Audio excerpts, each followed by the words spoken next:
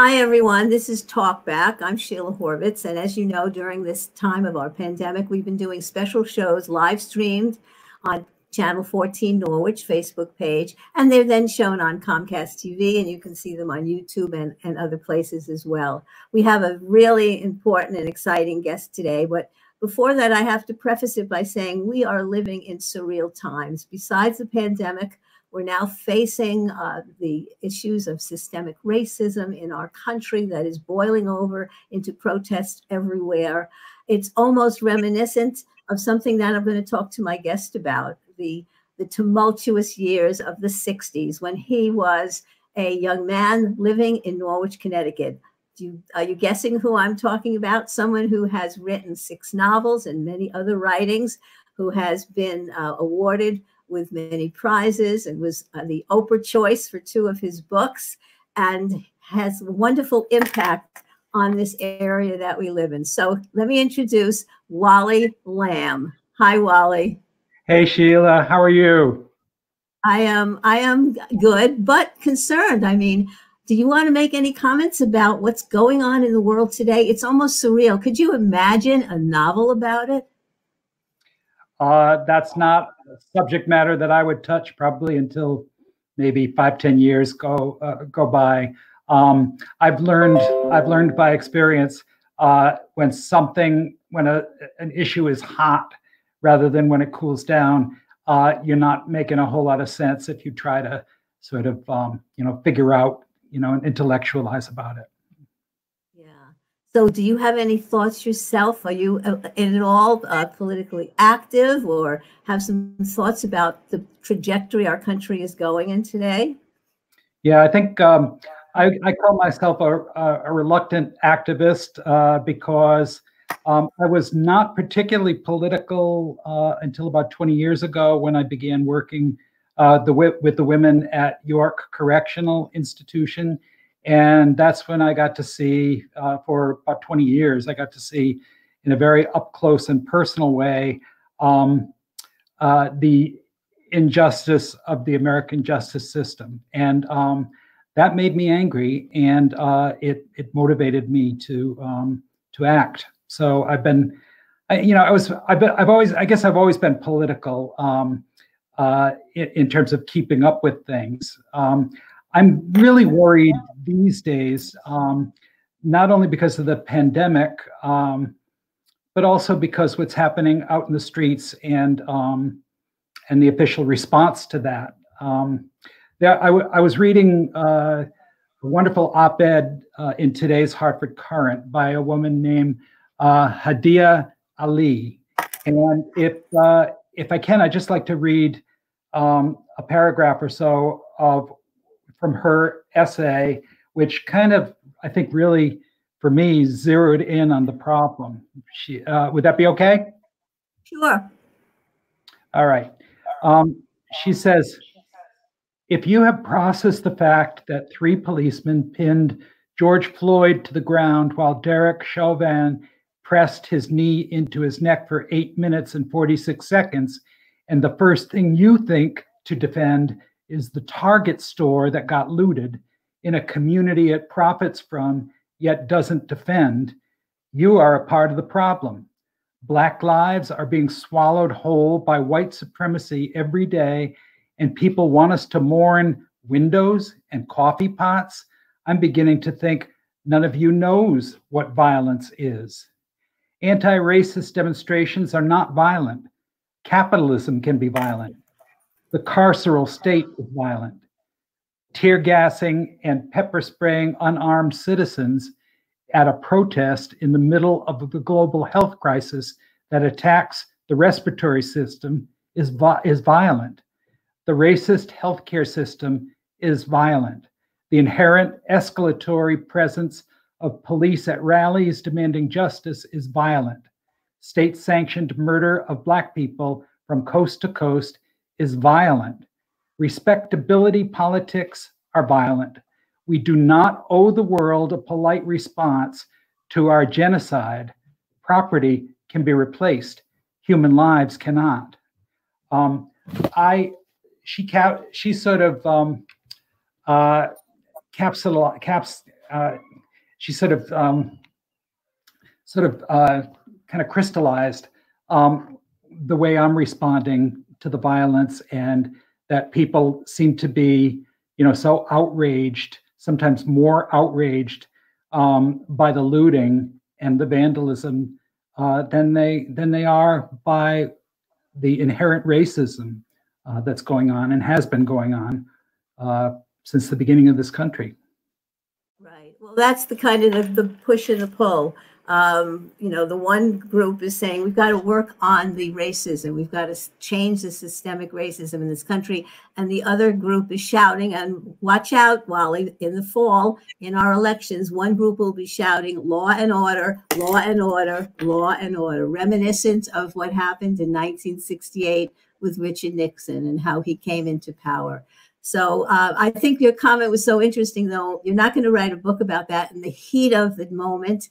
You're going to wait for time and reflection. And that's what you've done in your life. So we have to start back. So many authors reveal themselves through their writing at the places they belonged to, lived at. And I was so taken by your interest in Harper Lee. And after she died, you wrote her a letter because she made such a contribution to your writing. I want you to talk about that. But first, the key phrase that you put in there that I found so profound, because it was what I wanted to ask you about, being a Norwich native and writing about Norwich. You wrote, writing about a specific place can reveal universal truths. So talk about that. Well, I think it's true. I believe in the edict, write about what you know, but I also believe that you should write beyond what you know, so that you can grow, so that you can sort of stretch past the boundaries of your own experiences and your own limitations, and come out of that process having learned something. Now, back in 1968, when I graduated from NFA, the world was in a crisis then.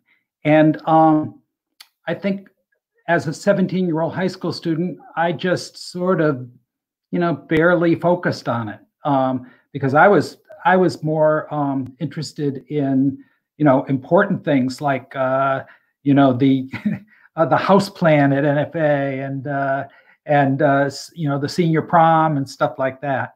But when I got to the University of Connecticut, let's see, I was there from 1968 to 1972.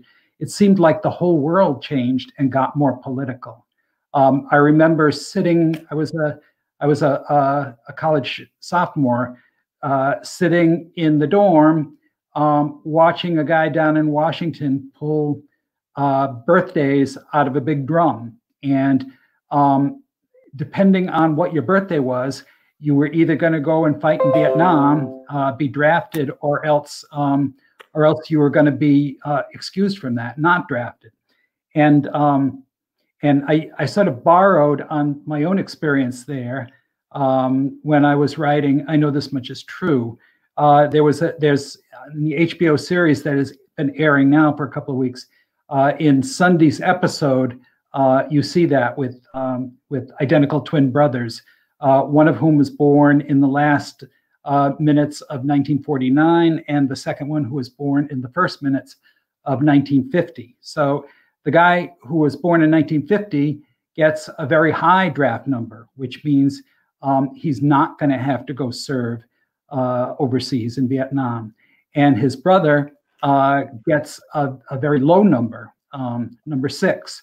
And so their paths, even though they've grown up as twins at 19 years old, their paths are going to dramatically diverse because because not only of the draft situation, but also one of the twins gets mental illness. Yes, so that's a perfect. Yeah, go ahead. And I'm always, in almost everything, all the novels that I've written, I've been very curious to explore mental illness. And I think that's based on my Norwich upbringing. When I was a kid, I remember being fascinated when I sat in the back of my parents' station wagon and we drove up Laurel Hill and past the Norwich State Hospital. And I remember thinking, you know, if I saw somebody walking on the sidewalk or something, oh, that must be a crazy man. And it had, and I was both drawn to it and also afraid of it. And in my adult life, I've written a lot to address my fears, and I think that's why I think that Norwich State Hospital setting, in ways that I didn't know until I was an adult, really had a profound effect on me. Yes, it was, because now I can relate to that, because although I grew up in New York, I came to Connecticut and had my professional career there as an attorney. Mm-hmm. And the Norwich State Hospital was this hulking presence mm-hmm. in Norwich. Mm-hmm. And one of the things I did as a law student, which was so interesting to me because it brought back memories while I was reading, I Know This Much Is True. I was in the civil law clinic, and what did we do? We were at the court, the probate court, set up at the Norwich State Hospital to assist inpatients who were struggling to not be committed. And we had to review the psychological records, the psychiatric records, and we had to advocate for patients who wanted to get out of that. Now, in your story, you do have a hearing where Dominic isn't able to go to. We want to get to I Know This Much Is True, but I want people to know first that there have already been 4 parts of the series every Sunday night, the last 4 weeks. There are 2 more to go. And you have to watch it, if nothing else, for the unbelievable performance by Mark Ruffalo, who portrays both twins. And we're going to talk about that a little bit later. But you started in already with Norwich. So you've already mentioned the State Hospital, big part of it. There are other places and things. I want you to talk about what you felt Norwich was like, because you made a comment once in an interview that this is Eastern Connecticut. This is liverwurst, not pate. This is bowling, not polo. I thought it was so apt, because my impression of Norwich coming here was it was, when I read in books about Norwich years ago, a gritty city, kind of post-industrial. The mills had left. In the 1860s, it was one of the richest cities in America. It really was. And now it's kind of post-industrial suburbanization, and malls are kind of leaving it behind, leaving the downtown behind. And I witnessed that working downtown at the Brown, Jacobson, Jewett, and Ladone law firm, and seeing that transformation. So I want you to talk about that, growing up there in the 50s and the 60s and the 70s. How did it feel like to you? Was it a gritty city? What did you think of your hometown? Well, I loved it, and I still do. My parents have both passed now, so I don't get into Norwich as frequently as I had. But when I do, on occasion, I always stop at some of my favorite places, Delia's Grinder Shop being one of them. And but I had a good childhood in Norwich, and I think people in town have good values, and those are the values that I learned over the years. I want to go back to the State Hospital for just a minute, and say that when I think I was in college, when the State Hospital sort of changed its policies, and I've done a lot of research on the history of that place. And in the early days, back in the early 20th century, it was really sort of it was cutting edge in terms of treatment for the mentally ill. And then over the years, probably about the 1950s, before that, they had been engaging patients and trying to sort of plug them back into life. So there was there was not only a cafeteria there, but also there was a theater. There was a baseball diamond and a bunch of other things that were trying to pull people, out of their depression or whatever it was they were suffering. And then I think it was in the early 1960s that lithium was discovered and experimented on, first with monkeys and then later with men and women. And as drugs began to sort of replace the activity, a drug patient is a lot more easy to manage than an active one in some cases. Now, when I was in, I think it was maybe first or second year in college, the policy changed, and as they began to sort of close these big state hospitals around the country, they began to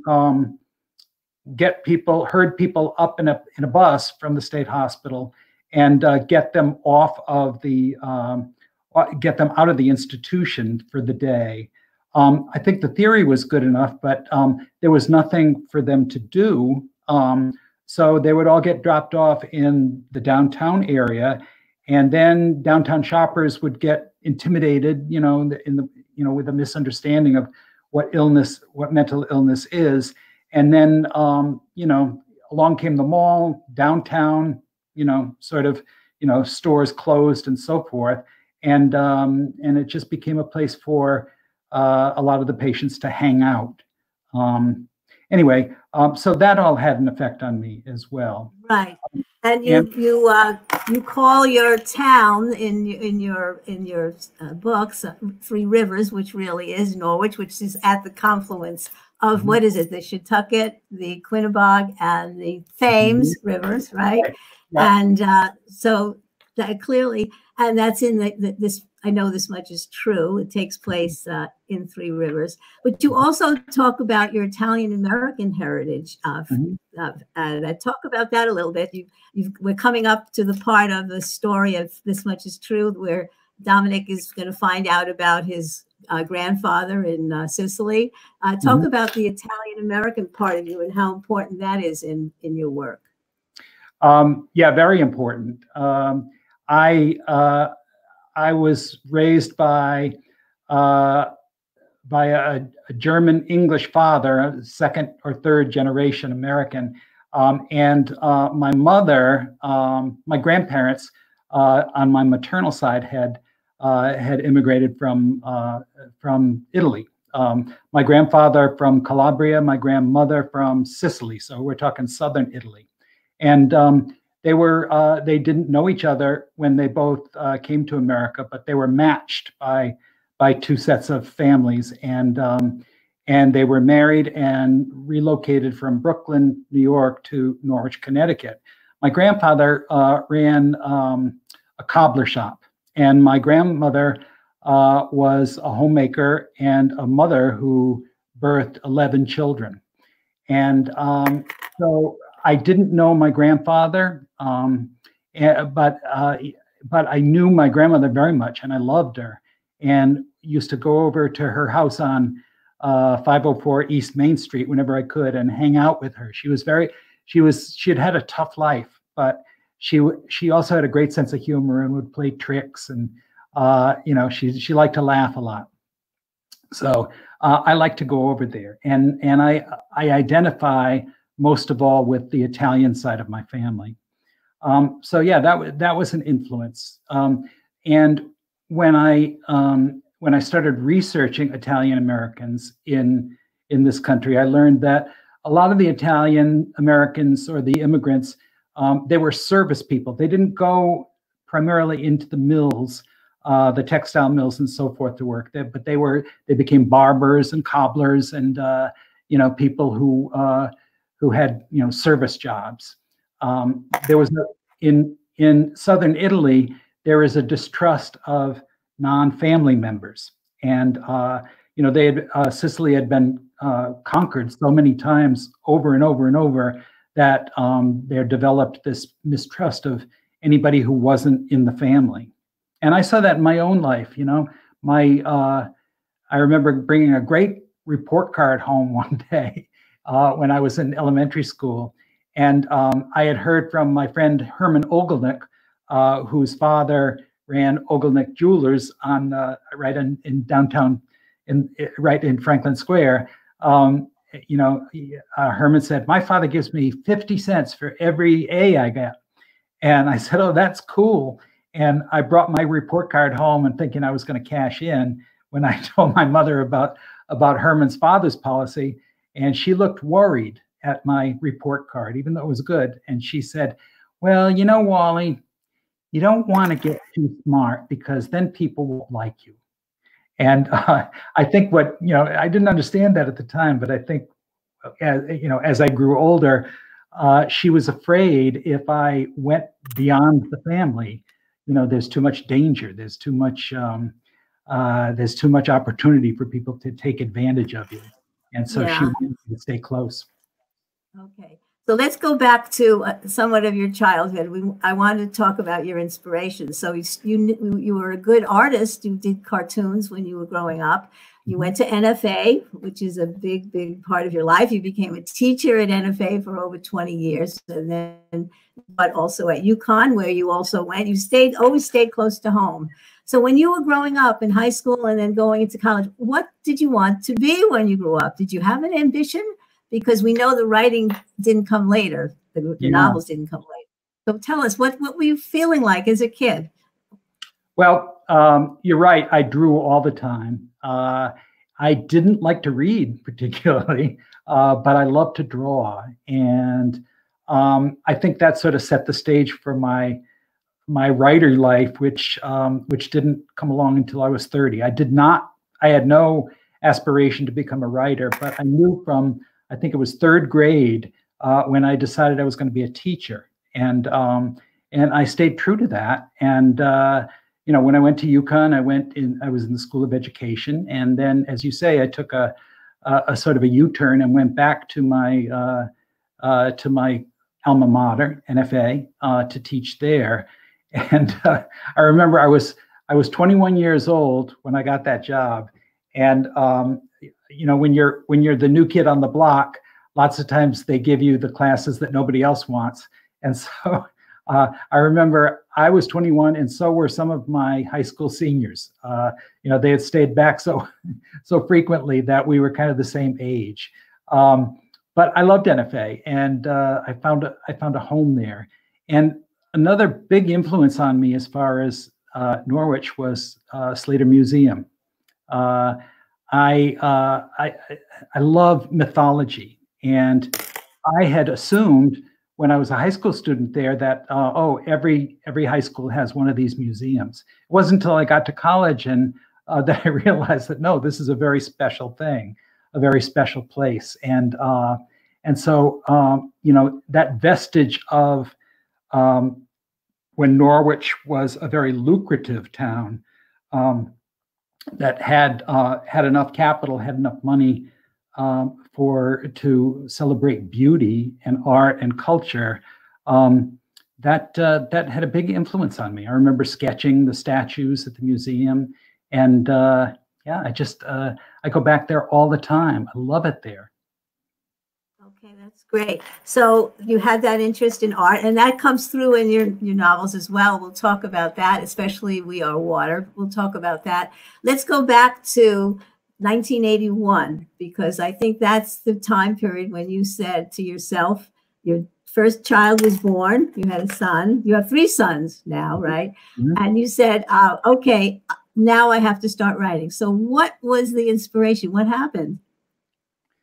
What happened was that I was up all night at the Wyndham Hospital in the delivery room with my wife, Chris, and we had been waiting anxiously for nine months, and suddenly out comes Jared, our firstborn, and counted all the fingers and all the toes, and it looked like everything was going to be okay. And so after being out all night, my wife went to sleep, and Jared went into the nursery, and I went home to grab a shower and call all the relatives and friends to say, you know, he has arrived. It was in the shower that same day, Jared's birth, and that I heard the first voice of one of my characters. And I wasn't thinking about writing, certainly not fiction, and I didn't know it was the voice of a character. I just knew that somebody said, you know, in my head, somebody said, "Oh, I just got rid of the dork. Good riddance." And and that voice, even though I didn't know I wanted to write a short story or a novel, I went running when I got out of the shower. Went running down the hall, and I wrote that one stupid sentence down on a piece of paper. Oh, the dork just left me. Good riddance. I guess that's two sentences. Anyway, so then the baby and Chris came back, and I got pretty good as far as diapering with diaper pins and cloth diapers and so forth. And when I went to clean my desk, now it was midsummer of 1981, and when I went to clean my desk off, there was that little slip of paper with what I had written down, and I sat down and I started writing a story around that one little thing that had been said to me. I don't mean to sound like I've just arrived from the Twilight Zone. It wasn't like I was being channeled or anything like that. But that's how it started. And was that Dolores? Was that Dolores? Yes, that was Dolores. First, she was Mary Ann, and even though I was writing as she, I was really feeling more like a worried parent. I didn't know, as I kept writing about her story, I didn't know if she was going to come out okay. I'm always envious of the writers who can write toward a preconceived ending, but that's not the way it works for me. I have to. Well, that's so interesting. Yeah. That's so interesting because go ahead. No, I have to keep showing up and parking myself at the desk to find out what's going to happen next.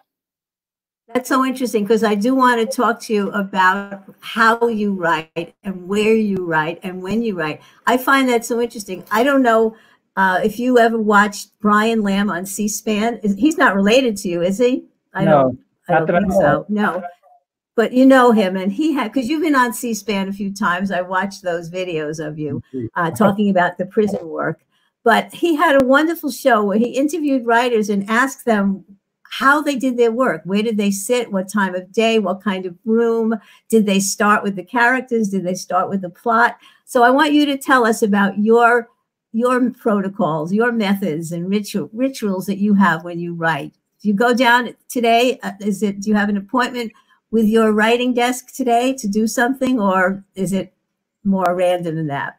Yeah, I hit the writing desk at about 5:30 this morning and wrote until it was time to get ready to talk with you today. But one of the things that happens to me is my creative brain is very alive in the morning, and then by about 1 o'clock, 2 o'clock, maybe some days, my creativity just sort of turns off like a switch. And so the earlier I can get to it, the better the writing day is going to be. I used to write at home, but then when the Oprah stuff started happening and the phone was ringing off the wall, I rented the top floor of a two-family house in Willimantic, right next door to where I had lived. My wife and I had lived when we were first married, and so I worked there in my office for about I think maybe 10, 12 years, and after that, our kids had grown and left the nest, and so I came home. These days, I write in our finished-off basement, and that looks out onto the woods. We're in a sort of a rural area, and so the other day I saw a coyote go strolling by in the yard, and there's owls there and deer and wild turkeys, and I love sort of being among them, and the surprise when I look up from whatever the writing is. So you're writing at home now, but at one time you mentioned that you rented an office in Willimantic. Is that true? Mm-hmm. So that you could get away and be alone, and you had a nice landlady who gave you some food and desserts and things like that. Funny Bennett. Okay. So it's interesting. So your characters take you where they're going. You don't plot it out at first, right? No, I'm very much a character-driven novelist. I think it would be a lot easier to be a plot-driven novelist if it worked that way for me, because you can map it all out or put it on index cards on your wall or something like that. But it's just the other thing that I have always done and probably always will do is write in the first person. So I like to become the character. And I've heard a lot of actors talk about their work, and that's what they have to do. I was up at the set several times this past year and would watch Mark Ruffalo and the others sort of transport themselves into lives other than their own. And that's sort of like what I do. You sort of slip out of your own skin and put on the skin of somebody else. And I like the fact that it makes you stretch and grow. When I was finished writing She's Come Undone, it was right when the Clarence Thomas hearings were coming up for the Supreme Court, and of course they were interviewing, or they were grilling Anita Hill. Now, having written for almost 9 years from the point of view of a woman, that all of a sudden I realized, oh, she's telling the truth and he's lying. I was sure of it, and I don't think that would have been my conclusion necessarily had I not been writing from the female point of view for those years. But you also explain that by saying that you grew up with 3 sisters, and they were a big part of the world on McKinley Avenue where you grew up. There was only one or two guys that you could be friends with. So you were in a woman's world, a girl's world growing up. And it's interesting that I hear people are always saying, wow, how can he do the sensibilities of a young kid, a teenage girl, or from age 13 to age 40, the way she progresses? How can he do that? And he's a guy. And I'm thinking, and you should answer this also, did they ask Harper Lee how she could get inside the soul of Atticus Finch? Yeah. Are they asking women authors? Women authors are writing about men all the time. Are we asking that same question? Talk about that. Yeah. Well, I've always liked to be in the company of girls and women, and I've never felt intimidated by that. And so it was a kind of a natural thing for me to write in the voice of Dolores when I started, because she was a kid. And, I think, I sort of feel like, that book, Men Are From Mars and Women Are From Venus. And I sort of feel like, okay, I'm not stranded on one planet or the other. I must be an intergalactic traveler or something. It did get tricky writing She's Come Undone when Dolores's sexuality came into play in the story. And I kind of lost my nerve. I write in writers groups, and it particularly was the women in the writers group when I was putting that story together over the years that spoke up. They were never shy about saying, oh no, a woman wouldn't think that way, or a woman wouldn't, she wouldn't say that. And so, what people read is Final Draft, and I made a lot of false moves as a man writing in a woman's voice, but I had a lot of opportunity to sort of sand off the rough edges, and that's what I did. It took me 9 years to write that book. Wow. Weekends and summer vacations, but yeah, it was a while, and I think it was good for me to not to rush it. Yeah. Well, you also, I also heard you say that you think more women are reading your novels than men. And I was wondering, you have 3 sons. Do they relate to your books? Are they reading your novels? I have a funny story if you want to hear it. When Oprah, well, She's Come Undone was published in 1992, and I get this call right after it came out. I think it was like 4th of July weekend when it came out and went into the stores. And shortly after that, I got a call, and I picked up the phone, and this woman said, "Is this Wally?" And I said, "Yeah." She said, "What are you doing, Wally?" And I said, "Well, I'm doing the laundry." And she's laughing, and I said, "Who is this?" And she said, "This is Oprah Winfrey." Now, this is 5 years before there was an Oprah's book club or anything like that. And, I knew who she was, but I wasn't like you know, a daily viewer of her show or anything. And I thought it was somebody. I thought it was a friend of mine, Linda Lamott, playing a joke on me, and you know, doing this impression of Oprah.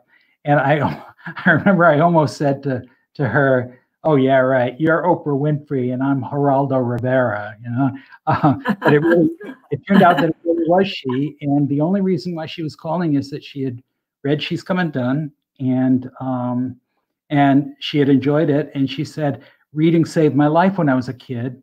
And whenever I read a book that I like to, you know, see if I could track down the author and say thanks, you know, just thank you for writing this story. And so here I am on the other end of the phone going, oh, no problem, you know.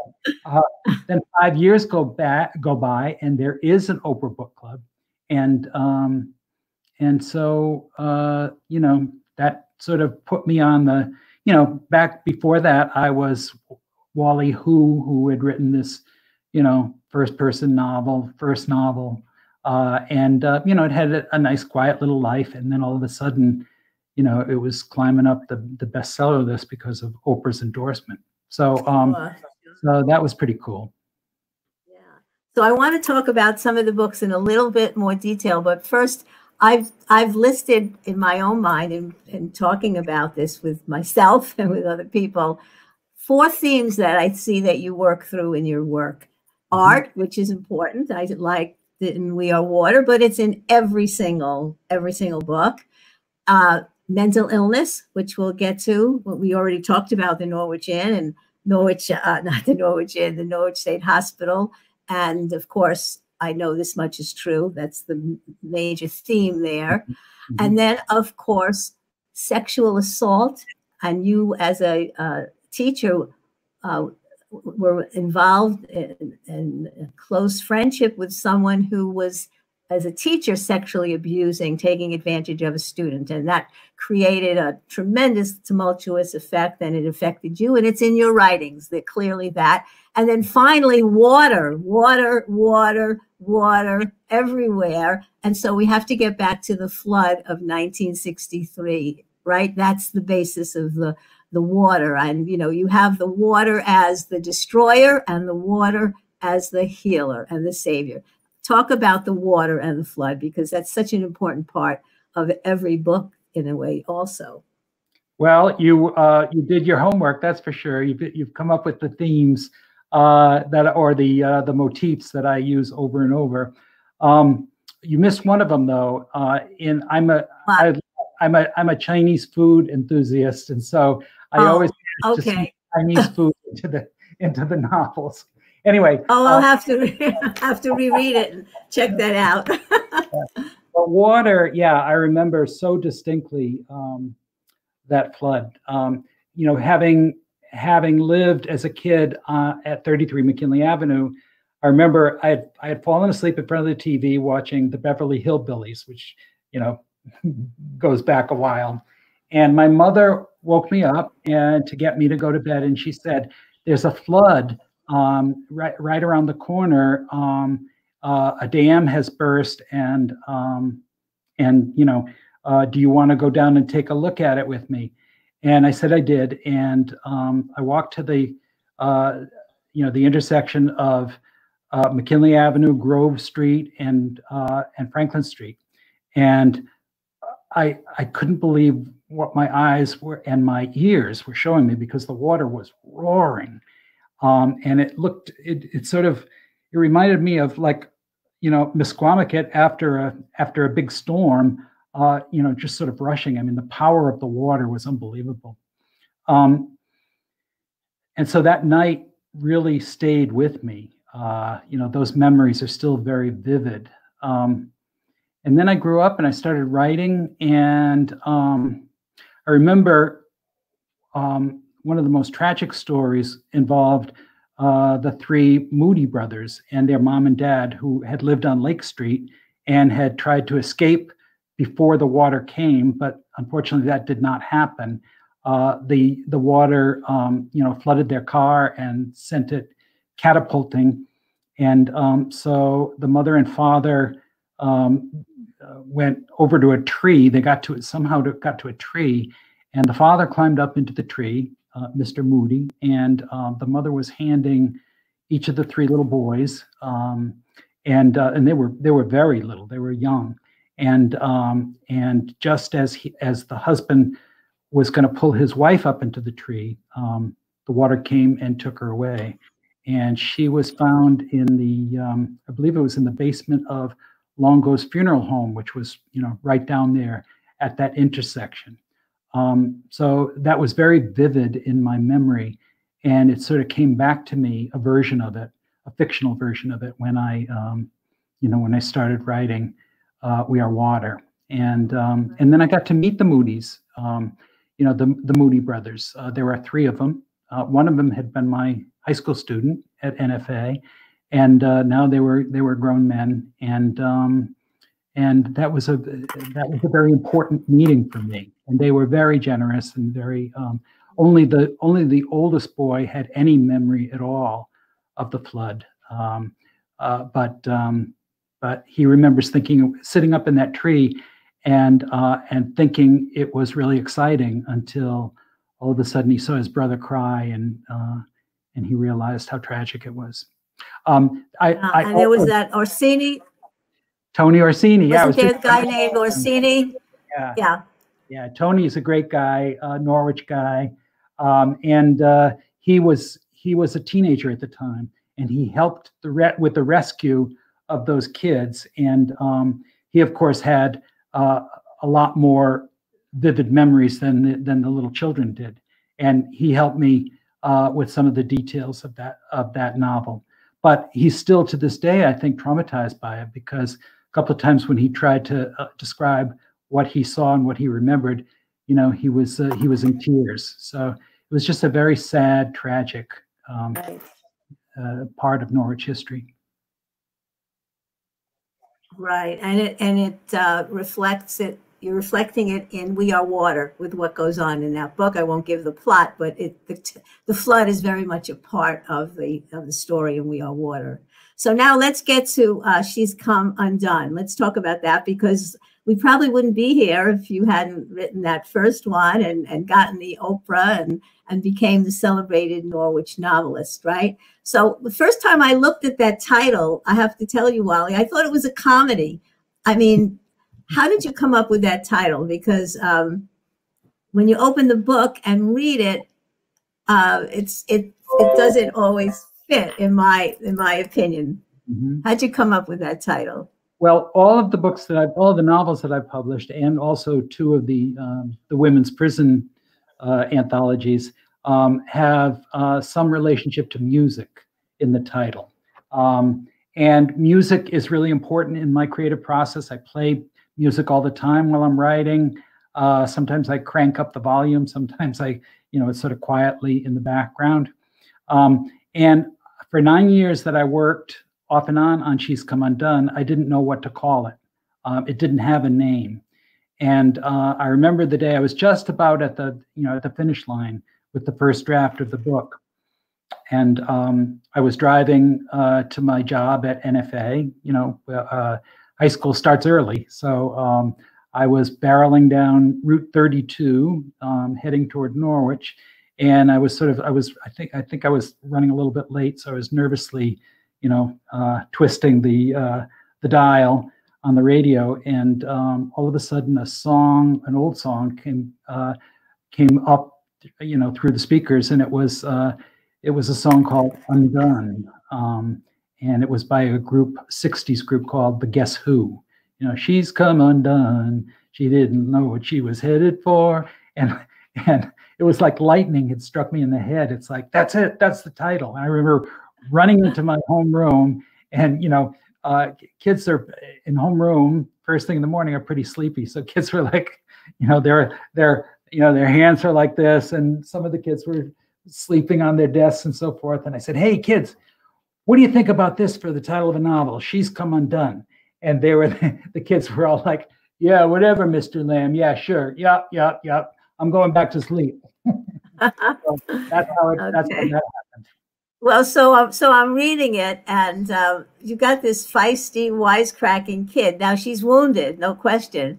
And So and we're going along, and then all of a sudden, pow, bam, crack, the terrible thing. I won't give the plot away. The terrible things that befall her. How did she have the reserves? And then I'm thinking, I guess the resilience that must come from something inside that's not external. It's not the environment that she has within her that helps her get over that. She's come undone, but I'm thinking more like she's becoming. You know, I read, you know, you see the Michelle Obama book, and I'm thinking she's come undone, but really it's becoming. Talk about that. Well, the way I saw it, she came undone because of the terrible thing that a neighbor did to her, and then she has to sort of put herself back together again, or learn how to do that. And the only way you learn how to do that, I think, is by experiencing life. You know, she had sequestered herself after that terrible traumatic incident. She had sequestered herself in her bedroom and become sort of like the tyrant of her household. And she began to overeat and watch way too much TV. And she, you know, she had built sort of a wall, you know, a wall of fat around her. She became obese. What most people don't realize is, when I said before that ancient mythology and the old stories are really important to me, what most people don't realize, and why should they, is that I kind of patterned the plot of that novel as much as I pattern plots on Homer's Odyssey.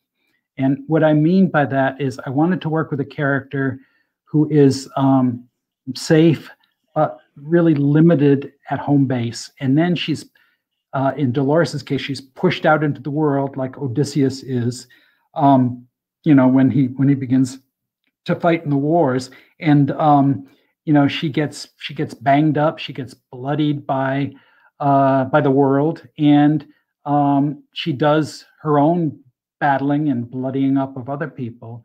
And then in the story and in the Odyssey, the character comes back to home base. And the question is, okay, you've had this journey, you've had these experiences, how have they changed you? And did they change you for the better? So that was kind of like my my outline, if you will, for She's Come Undone. Isn't that your theme also in I Know This Much to Be True, where we are suffering from trauma, from loss, and then we work our way out of it, perhaps, and have that resilience in life to be able to go on? I mean, that's what you strive for, right? Yeah. So, yeah.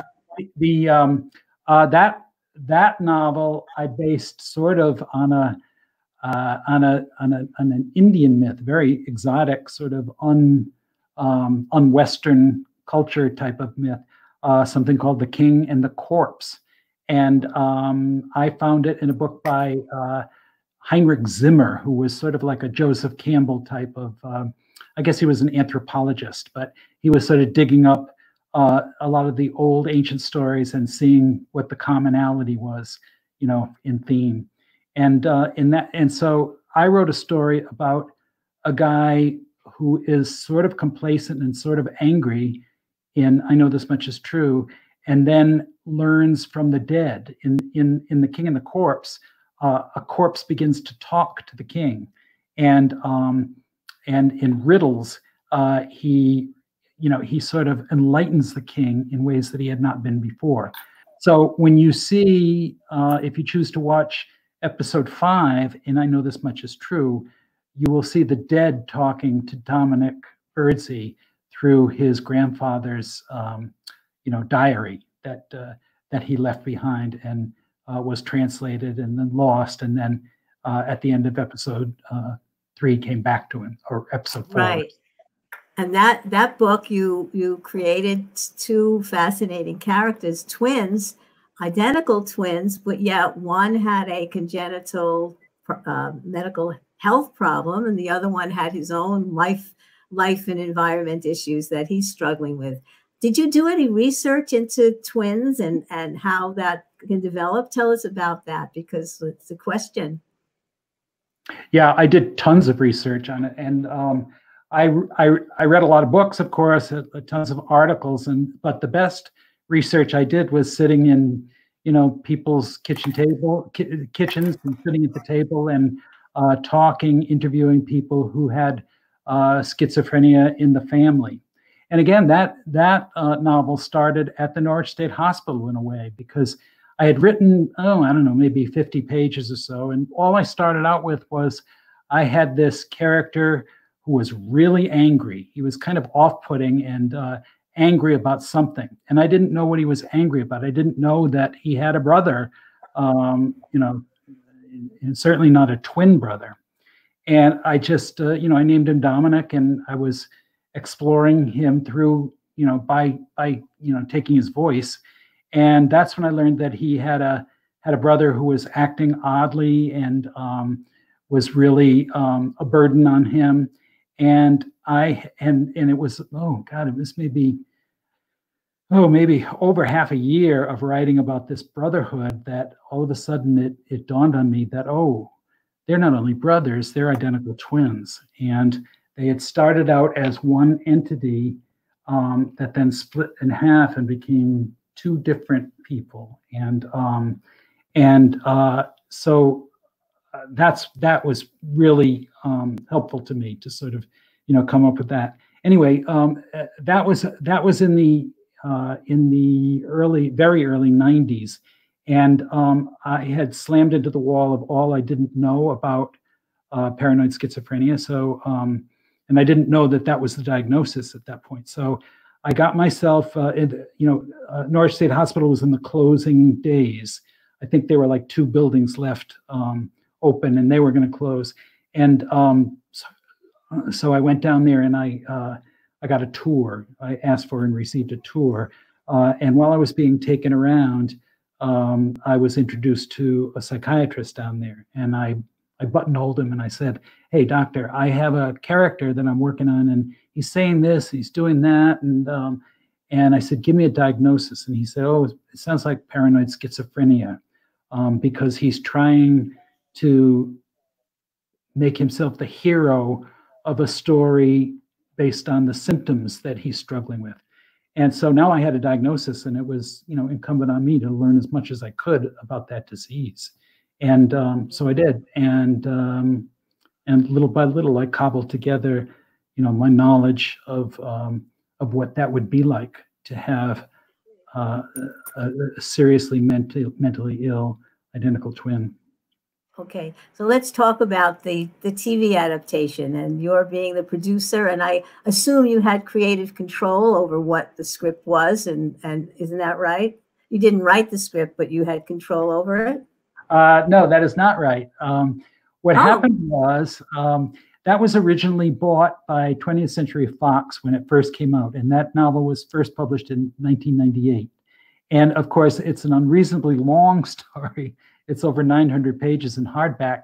And so, when Fox bought it, they tried for about 15 years to make a feature film out of it. So we're talking about 2 hours, a 2-hour film made out of a 900-page story. And they could never get it right. I worked, I consulted with, one director here and one actor there and so forth. And it went on for 15 years. And then I got a call from my agent, and she said, "Hey, do you know that that your contract says that if Fox doesn't make the film in 15 years, the rights revert back to you?" And I said, "No, I didn't know that. I didn't remember it, or maybe I never read it." And but what had come along in those 15 years was a premium limited series with really good directors and fabulous actors. And so my agent said, "Well, okay, we'll shop it around as a series. Who would you like to play the twins?" And I said, "Oh, that's easy. Mark Ruffalo. He would be my first choice." So she sent the book to Mark. He was filming in Europe at the time. And I get about 2 weeks later, I get this wonderful, wonderful email from Mark. He was actually writing to my agent, but it was, for me to read. And he said, "I'm only halfway through. I'm a really slow reader and I'm learning lines and so forth." But he said, "I already know that I want to do this." And boy, he was loyal to that promise you know, right from the get-go. And it took about maybe 4 or 5 years before it started filming in 2019. And he and I became, you know, pretty good friends too. He's a terrific guy. I mean, he's such an amazing actor, but he is as nice and down to earth. I mean, there's no prima donna about him.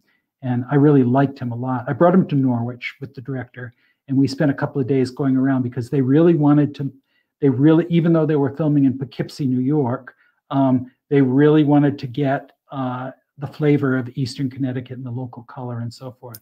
Okay, so that's, yeah. We went to Indian Sleep, and we went to the casino and all those places. It was fun. So it's, yeah, so I was going to ask you, so I guess the director of the film, of the series, he wrote the script, but you were producing on it, so you had some say in what was happening. But I really want to, No, I just wanted to say that once we got, you know, I trusted Mark. He was an executive producer as well. And I really trusted Derek Cianfrance, who was not only going to direct, but he was also going to write the episodes. And I didn't have control over the scripts because I didn't want control.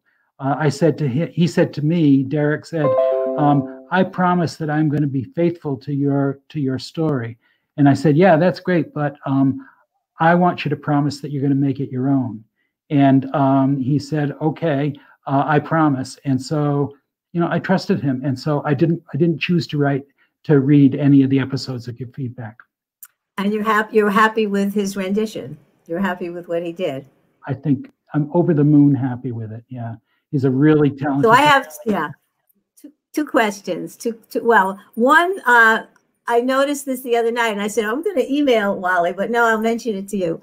When Rosie O'Donnell, who does a magnificent job of playing the advocate at the hospital, she's fabulous in that role. But when she's giving Dominic her phone number, she gives him a 617 number, and that's Massachusetts. That's not a Connecticut exchange. Do you know anything about that? I noticed that because I know Boston and I know Connecticut. And, you know, we have an 860 exchange. And I'm thinking, she's not commuting from, no, something's wrong there. So that's one comment. And the other thing is, why wasn't it filmed in Norwich? Why was it filmed in the Poughkeepsie, Newburgh, New York area? Why couldn't it have been filmed in Norwich? Well, first of all, you have a really good eye. I didn't catch that mistake. And, you know, when I was looking at the rough cuts, you know, I came up with 3 or 4 things that they had kind of, you know, that they needed to fix. But I didn't hear that phone number for some reason. I don't know. Maybe when it comes out in video, they can change it. And they chose Poughkeepsie, I think, because Mark has a farm in that area, and this was going to be a grueling shoot. It was going to be you know, 100, I think it was 120 something, 130 something days, which is long for a shoot.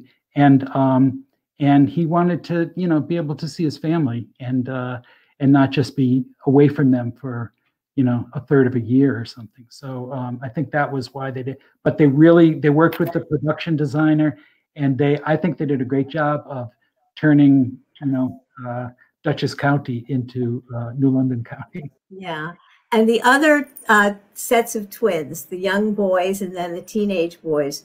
In the teenage boys, that was just one actor playing both roles, or was it 2? It was one actor, Philip Ettinger. He's really a terrific. He was actor. Terrific. Yeah, he was terrific.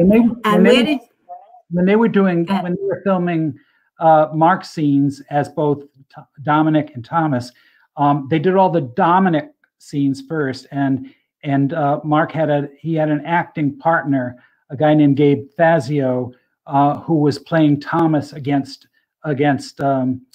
Mark's Dominic. And then when they were doing the Italian stuff, the story within the story, Mark went home and for 6 weeks and gained a lot of weight so he could play Thomas. But meanwhile, when he came back, he was Thomas and Gabe played Dominic. And then what they did was superimpose and paint Mark's face over Gabe's face, and that's how they got them in. You know, you're wondering. Yeah. Very interesting. Yeah, and the 2 little boys, they were terrific too. Yeah. It's unusual to get twins who are both equally talented the way those young boys were. That they were great also. They really were. One of the joyous things for me was that Bonnie Timmerman was the casting director, and she's sort of renowned in the business, and she found those boys in California. I loved playing with them on set. Between takes, they would we would have races and do hula hoop stuff and everything. They're a couple of characters, those kids, but yeah, they put in great performances. So we have 2 more episodes, one this coming Sunday night, and then the final one after that. And then we'll have to watch the Emmys, because I'm sure there's no question Mark Ruffalo is going to get an Emmy for his performance, right? I hope. Yeah. It's transformative. It's fantastic. And let's spend a little, we're taking, it's a nice long interview. I appreciate your time so much. I don't want to let you go. And the studio is letting us go on. Let's just, what? I said you're too much fun to talk to. Oh, okay. Well, that's great. We can go on forever. If people don't want to, they can tune out whenever. But I don't want to dwell that long on every one of your books. But we have to talk about Where is Water, because that's important, and that's where the flood came in. And it involves sexual assault in childhood. It involves family secrets, and it involves the artist Ellis Ruley, which is kind of a folklore about him in Norwich. Talk about that a little bit, how you combine those themes in that book. Well, one of my friends when I was teaching at NFA was an older gentleman. He was the docent. He wasn't the docent. He was the director of the Slater Museum. His name was Joseph Gualtieri. He was a very talented artist and teacher. And so he said to me one day, when we were having lunch together, he said, do you know, your name is Walter Lamb. Do you know what that is in Italian? And I said, no. And he said, you would be in Italy, you would be Gualtiero Agnello. And that sounded way cooler than Walter Lamb. So I, in tribute to Joe Gualtieri, I made the elder artist who discovers the Ellis Ruley character, Josephus. I've made him Gualtiero Agnello, but it's really kind of Joe Gualtieri, sort of my little behind the scenes tribute to him. But I remember being fascinated with Ruley's work, and also with his life and the unlikely path that he had toward becoming an artist, and in a very racist. A town that was very cruelly racist to him or toward him. So here we are back to current days, and George Floyd and all that kind of stuff. But anyway, I've been out to the to the little park that they made many times, and I almost feel Ellis Ruley's presence there. It's a very special place. Yeah, and. So when you were growing up in Norwich and you said the place was cruel to him, were there African-American kids in your classes in elementary school and high school, or was it a very small population? Was there any kind of recognition of the civil rights movement that was going on in the 50s and the 60s? Was that taking place in Norwich as well, and things that were happening? Not so much in the 50s when I was in elementary school. In the 60s, it was just about sort of coming into people's consciousness. But yeah, I had African American friends in my classes, and one of the guys who graduated with me was Ellis. I think he was a grandson or a grandnephew of Ellis Ruley, a guy named John Ruley. He and I graduated the same year from NFA, and there are a number of Ruleys still in Norwich. Sadly enough, Ellis never enjoyed the fame and the notoriety that came to him later. That was all posthumous. But we have his very unusual and I think staggeringly beautiful and evocative paintings. Several of them survived. Many of them were burned in a fire that took the home not too long after Ellis had died. But there's still a lot of mystery to how and No, why. I wanted to ask you about characters in your books that come from real personalities in your town. We visited the other year Asheville, North Carolina, where Thomas Wolfe has a homestead. And maybe, is it 33 McKinley Avenue? Is that going to be the Wally Lamb homestead in Norwich? I don't know. But anyway, I think you'd have to check with the current owners. Yeah.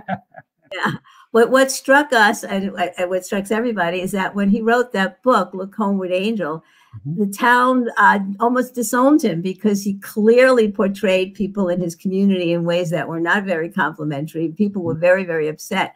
And so my question to you is, did you, in a way, portray certain people in Norwich and with their personalities? Are they recognizable if people know one another in Norwich? And have you used characters more than once, similar characters more than once in your novels? Occasionally, I will use a sort of a minor character that has something to do, in the story with somebody I knew or somebody I had read about, from locally. What unnerves me is when people come up to me and say, "I know that you wrote about so and so," or I don't know why you wrote about my grandfather's business or something like that. And it's like, and I didn't, and I don't know whether to say I didn't or whether they want that to be the case. So yeah, it's tricky. Giving readings back in Norwich can be, you got to be a little careful because people kind of feel like they own the rights to your work a little bit, and so I feel more relaxed when I'm reading someplace out of state. There was one guy who was a real person that I came to know. His name is Peter Mayock, and he was at the Norwich State Hospital for about, God, I think he was there for about 40 years. And when I was at NFA, I was doing an oral history project with a history class, and my idea was to get people who had been teenagers in the 1930s to talk to teenagers of that era. I think it was the 1990s, and Peter was one of the people who called and wanted to be interviewed, and but the kids were all sort of freaked out by him because he arrived in class and he didn't have a hand and he didn't have an eye. One of his eyes was missing as well. And he proceeded to tell us a story about how he was very upset about the war in World War II. And so he read his Bible and thought if he did a personal sacrifice or 2 personal sacrifices, he might be able to stop the war. And so all the kids were like, "Ooh, I don't want to interview him." So he became my interview subject, and later kind of a friend of mine. We kept in touch, and then jump forward several years. And when I start writing, I Know This Much Is True, I was thinking very much about Peter Mayock when I was composing the story of Thomas Birdsey. Really, it resonates from what you just said about that first part of I Know This Much Is True. Absolutely. Mm-hmm. We're going to just go through quickly. I know Wishing and Hoping, and I'll take you there. You brought back the Funicello family and your Italian roots. Isn't that funny? Your Italian roots. And Wishing and Hoping was made into a TV show that people watched. And then, of course, you tackled the hour I first believed. You tackled the gun violence in America, which, since you wrote that book, unfortunately, we haven't made much progress, have we? No. I'm hoping that with the next administration, we can finally get going on that. Yeah. And then, of course, everybody is aware now, I think, of the work that you've done at the Niantic Women's Prison with a writing project, and 2 books have come out with their works, and there was some controversy. Things are settled down now, I believe, right? And you have helped right. So writing can be cathartic for these women, isn't that right? Very, very much so. You know, I'm not a therapist by any means, but I was able to bear witness to the therapeutic um, effect, the influence that it had on the women who, many of whom I worked with for years, and you know, I saw their evolution through their writing. You know, they would come in to the class, you know, sort of browbeaten and you know, scared of their own shadows and ashamed of what had gone on in their lives. And then some of them really came into themselves as they discovered their voices, and then they couldn't stop writing. And you could see you could see how they got better by writing, and by not only writing but sharing the writing with other people, unburdening. You encourage, yeah. Do you encourage the rest of us who are not writers by nature, but do you encourage people to do a diary every day, to do a journal, to put your thoughts down? That is very clarifying and can be cathartic and can help you lead to decisions. Do you encourage people to do that? In lots of ways, or lots of times in unpredictable ways. You know, you know, when you sit for an hour with an open notebook and a pen, sometimes, you know, you're surprised at what comes out of you. And I always, when people say they really want to start writing, I often direct them to Anne Lamott's book, which is called Bird by Bird, Some Instructions on Writing in Life. That's a great place to start. Read that book and, you know, commit to a little bit of time each day, and you never know where it's going to take you. I did want to ask you, do you do your ideas developing on the computer or with a pad and paper? Do you have a favorite pen? Do you have a favorite pencil? What utensils do you use? Nothing too fancy. I have loose leaf paper, yeah, loose leaf pages, and Bic pens. You know, the cheapo pens. I do tend these days. I'm writing my next novel now, and these days I'm more on my laptop than writing, you know, by hand. But when I get stuck, which happens often enough, when I kind of don't know where I'm going, if I can get away from the technology and go out and get outside and maybe bring a notebook and a pen and sit by someplace where I can hear running water. There's the water thing again. Sometimes that unsticks me and makes the flow not only of the water that I can listen to, but also the flow of the pen. And so I still write longhand sometimes. She's Come Undone was written all in longhand. Interesting. So do you want to tell us anything about your new work, or is that good? We should just wait and see when that comes out. I've been working on it for about a year. It's coming. The progress is glacier-like right now because I'm still sort of learning who this guy is. I've got a name for him. His name is Corby Ledbetter, and he's just coming out of prison. He's at the beginning of the novel. He's being released in prison after a 3-year incarceration for negligent homicide. Wow. Okay. Is it going to be a long book? How many? You don't know that when you're writing it, right? No, my publisher wants me to write another long book because the last two or three were shorter, and he says, you know, your readership, you know, they want to sink their teeth into a nice long story, but you know, I can't, you know, he can't sort of direct me to do that. It's not the way my progress works, and I can't plan it. I just have to see what's going to happen. It's going to be a substantial story, so it's not going to be lighthearted like Wishing and Hoping. But you know, we'll see. Okay. So I want to sort of end. I have a little slideshow that I want you to give us a commentary as we go through it, mostly about Norwich and your books.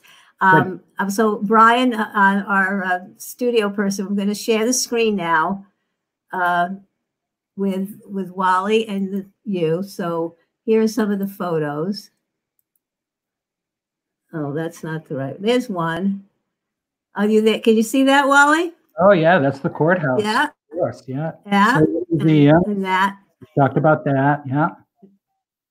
museum, and with the NFA in the background, Norwich Free Academy in the background, right?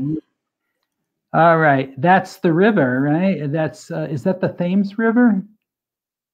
I think so. Is that Laurel Hill above? Yeah, so that would be the Thames. Yeah. There's the downtown area, the old, sort of like that looks like an older thing, but it would be from Laurel Hill looking down into downtown Norwich, I guess. Yeah. Right. Oh, and that's the the Rose Garden, not in bloom, but yeah. Norwich is called the Rose City, right? Yeah, we used to when we lived in town. My mother and I sometimes would walk up when the roses were out, and that happened until she was quite elderly. I remember taking her to the Rose Garden. Sometimes we would walk, sometimes we would drive the car. Yeah. It's great to see the old town. Oh yeah, there's downtown. I'm trying to see where that is. The cars look like it's pretty vintage. Is that the Central Soda Shop? Maybe, I don't know. Ken Keeley has a great stock of old Norwich photos, and he puts together these photo books that are fun to look at. Triangle Shoes. Okay, that's not familiar to me. When I was in high school, I worked in downtown Norwich at a pharmacy called Medical Drug, and I delivered prescriptions to customers. So I got to know the streets of Norwich when I was 16, 17. Mm-hmm. That's an iconic building, right? Flatiron Building, right? Yeah, yeah. That is Upper Main Street, or heading into East Great Plains. Yeah. That is the 5 and 10 Woolworths. Used to spend a fair amount of money there. I would go to the soda fountain and get a coffee soda, and that when I started listening to music as a high school kid, I would go buy 45s, and they had a pretty good toy selection there too. Palace Theater, yeah, sure. I remember that very well. Eddie Lord and Mary Lord, his wife, ran the Palace. I used to love it around. They had a back to school cartoon cavalcade every year. They gave you a free pencil box, and you could see a bunch of cartoons before just before school started in September. All right, that looks familiar, but I can't place it. Street is that North Main Street or something like that? Yeah, it could be North Main Street, heading toward maybe Dunkin' Donuts. Oh yeah, the Norwich Inn. Yeah, we had our. My wife and I graduated in the same class at NFA, and I remember we had our 10th high school reunion at the Norwich Inn. That was before it became the Norwich Inn Spa. But yeah, I've been there many times. Mm-hmm. Right. At one time, it was the place to go in Norwich, and then it became lost a lot of its glamour. It was in disrepair, and finally, someone took it over and created what we have now. But this is the old original Norwich Inn. Ah. They don't give matches anymore to most places. Right? Yeah. And you mentioned 1968 in your reunion. I know that you. Oh, let's do this. There's Ellis. This is who is that? That's Ellis Ruley. Right. Yeah. And how about this? One of his paintings. Yeah. I have a book of his paintings. Which is very lush. It's like Rousseau. Reminds me of Rousseau, the painter Rousseau. Very lush and beautiful. Yeah. Gauguin, Rousseau, in that vein. He used to use Life magazine pictures, and he was influenced by Rousseau. There's even one picture with a lion in it, very, very Rousseau-like. But yeah, I love his celebration of color and nature in his work. Oh, that's the State Hospital, right? Yeah. It was such a huge campus. Yeah. Right. I think that was And the that's the administration building. hospital too. Mhm, Yeah. mhm, yeah. The flood. Yeah. And that's about right where I stood in that first picture when I watched the flood, in its destructive path. That wall is the wall over which the Moody family's car floated and crashed down into Franklin, sort of not Franklin Square, but the end of Franklin Street, the beginning of McKinley Avenue. Yeah, so much devastation there. Yes, look at that. Mm-hmm, mm-hmm. And I found this article in the bulletin. Yes, right. That's on the left is Tony Orsini, and then there's the two Moody children, 2 out of 3, and Mr. Moody is the guy with the white shirt and the tie. Mm-hmm. And look at the headline: Moody says Tony Orsini helped save his children. I don't know who that big lug is. Saved his children, right? Because that was that tree of life that you mentioned. That one of the little boys was held by Orsini in that tree. Mm-hmm. Yeah. Yep. And who's that? I don't know. It looks like those people are about ready to fall asleep. You were giving a lecture at the Otis Library. Library. I remember that night. Yeah. Yeah, I've done a number of readings there. All right, that's the first novel. She's Come Undone. Oh. Boy, talk about preparation here, huh?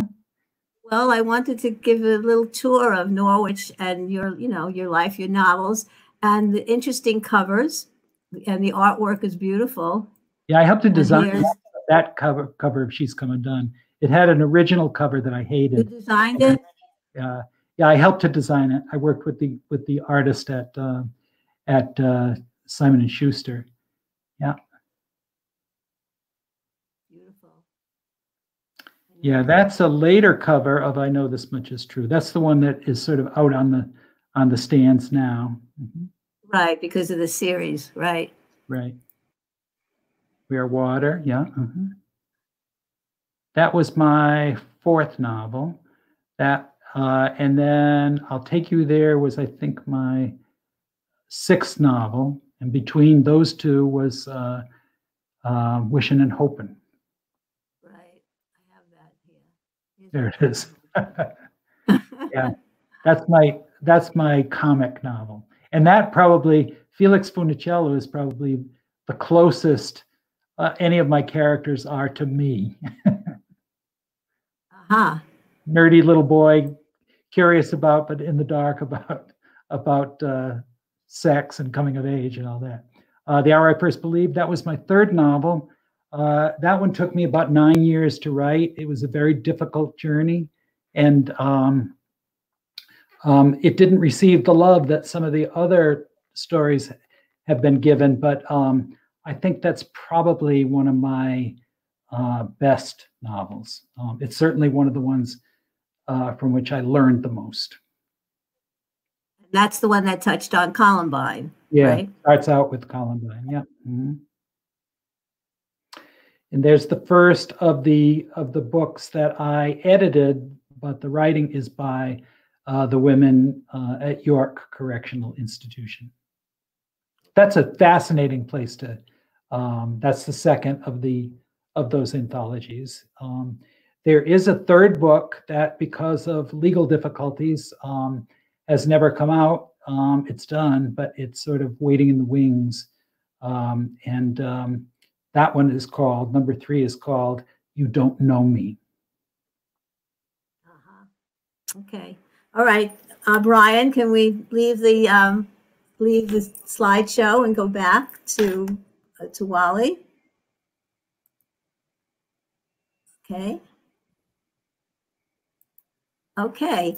So that was a nice tour through your books and some of your knowledge. Yes.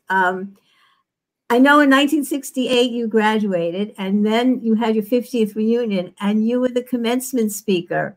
Mm-hmm. were you able to come up with something like original? Because isn't that one of the challenges of these commencement speeches? What did you tell your classmates? Yeah, one of these,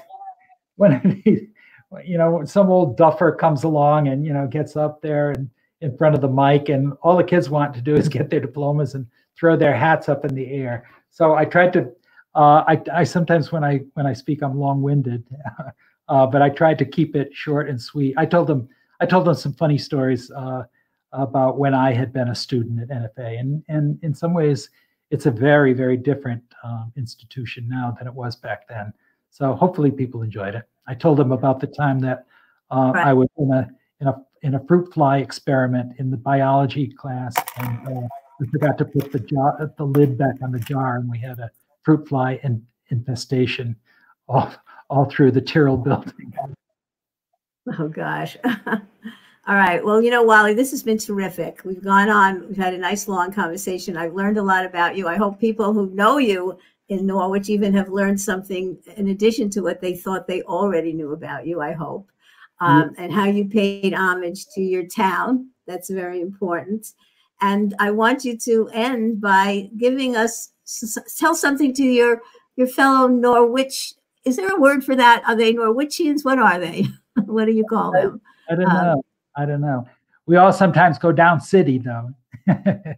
Okay, down city. So give us a few, say something goodbye of some inspiration to the place that gave you your inspiration to write these novels and do this work. Mm-hmm. I guess I would say that I have a lot of gratitude for Norwich, a place where I was where I had roots, where my family had roots, and which allowed me to grow and branch out into the ways that that I eventually, grew. And being in Norwich was a great gift to me, and I will always have a great affection for the town and its people too. I like the humility of people who live in Norwich, and the sense of humor as well. Okay, great. So thank you so much for being my guest today. This will be seen on Facebook all the time. It will be aired on Comcast Channel 14 and 1070 many times over the next several weeks and months, because it will be on the TV channel. And so good to meet you and chat with you. And we will look forward to your new work. And again, to the last 2 episodes of I Know This Much Is True, this coming Sunday and next Sunday. So everyone, I hope you've enjoyed our discussion with Wally Lamb. See you next time on Talkback. Goodbye. Bye, Wally. Bye. Sheila, you were a delight to spend an hour or so with, and thank you very much. Oh, well, thank you. I'm very happy that the studio gave me that time to do that with you. Take care. Bye. Great to see you.